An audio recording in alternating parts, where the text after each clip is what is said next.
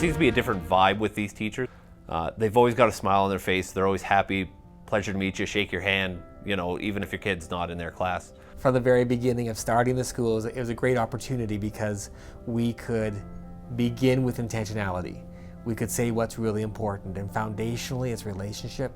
It's the people we serve, and always keeping in mind the amazing and awesome responsibility, that as awesome as a serious responsibility we have when people entrust their kids to us. Principal Todd's out there every morning helping the kids off the bus, helping them cross the street. The teachers are always caring about, well, do you have a jacket? Do you have gloves? Are you okay? Do you need anything? I'm watching the teachers interact with the students just walking in the hallway. They're involved. It's not just the teacher role of the teacher and the kid, it's I actually care about you as a person. They're always such a pleasure to be around, and it makes you feel more comfortable to leave your kid with them, because you know that if they care that much about me, just being a parent, that they care 10 times more about your kids. It's a good school. You get welcomes, and your teachers, they always make sure you feel like at your home. Caring, to me, it all becomes a part of Maslow's hierarchy, and if the students' needs aren't fulfilled, first physical needs, so we've got the breakfast program here to help them out.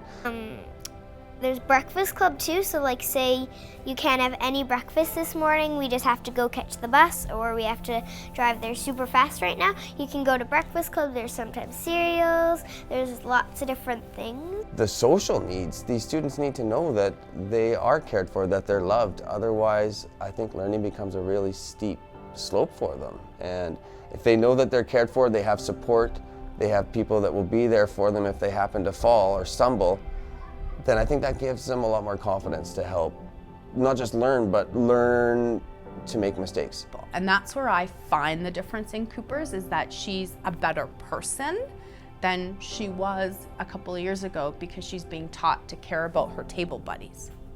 I just like to help people when they don't have friends to play with at recess, and I like if I can't help them find a friend, I'll play with them. When somebody got hurt, I helped them up and gave them a hug. We don't know what types of experiences kids have come from the night before in their homes or the morning of. I know in my home it's not always pretty as we're trying to get out the door and kids are grumpy and I'm grumpy. It's not always joy-filled, but I have a chance to greet each one and be deliberately joy-filled when they enter the school grounds. I think because it's just my first year here, but many of the students, their second year here, I think it's already set in on them that we are a community, we care for one another, we help one another, and I think they've taught me as much about what it means to be at Cooper's as I've taught them. And we also want to make sure that the learning is rich, that what's happening in the classrooms is engaging for students, is plugged in to the real world, leveraging their curiosity and giving them a chance to explore and make meaning of what they're learning, contextualize it, and really make their learning evident in real ways. Well, we went to the Science Center for a field trip and I was really excited for that. We're looking at how to best fit each student's needs. So then we diversify our instruction so that each little person that comes in our room has their own way of demonstrating their evidence of learning. And each child, because the school is built on this philosophy of safe and caring, then what happens is each child feels successful. We made these truffle trees from this story. It took us a long time. It's like paper mache, and then we got to label them, like so people would like save trees and save the earth. And we made little postcards with them, and mine said not just a tree, and we could do tons of different names as long as they weren't like silly, and that was pretty cool. The school has huge hallways, and it provides opportunities for us to create projects that can be done anywhere. And all over the school, kids are working and maneuvering and happy, and demonstrating their evidence of learning, whether it be writing it, typing it, or building it. We've got our maker space there where students can work as a team. It's a place for them, the art space as well, places where students can get together, and maybe not even necessarily in the same grades. We've got lots of grade teaming that goes on in those areas, and they get to work with one another, but they have fun doing that too, so it doesn't seem like work to them. We were making our dioramas.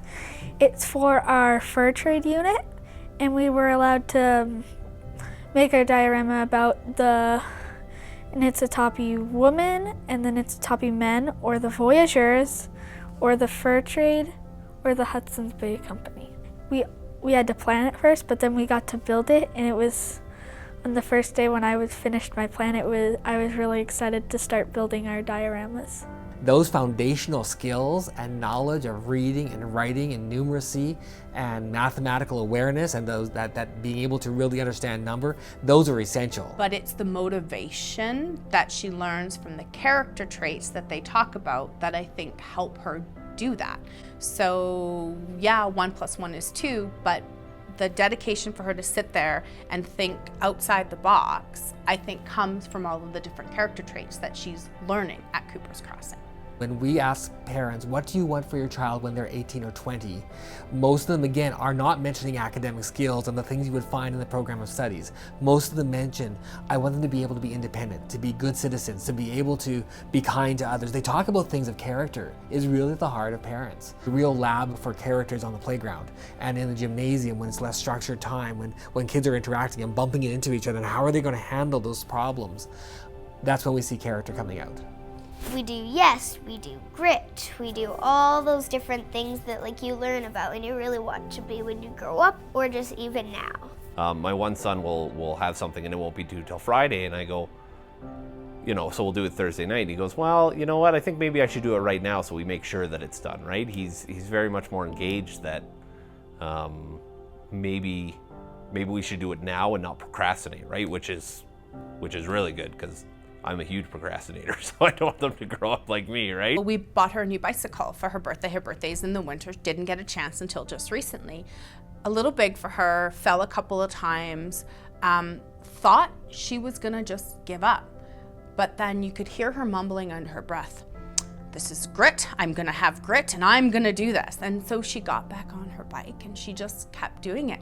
And that comes from school. So yes, I want her to be smart and I want her to learn to read and write and do math, but there's more to life than just those things. I want her to be a good person, a caring person. By doing this, we are creating a framework and a language that supports a happy and healthy classroom, as well as a happy and healthy school. And when all the students have common language in the school, I think that's a really powerful tool for them too, so they can talk about it as well on the playground or at recess time after school.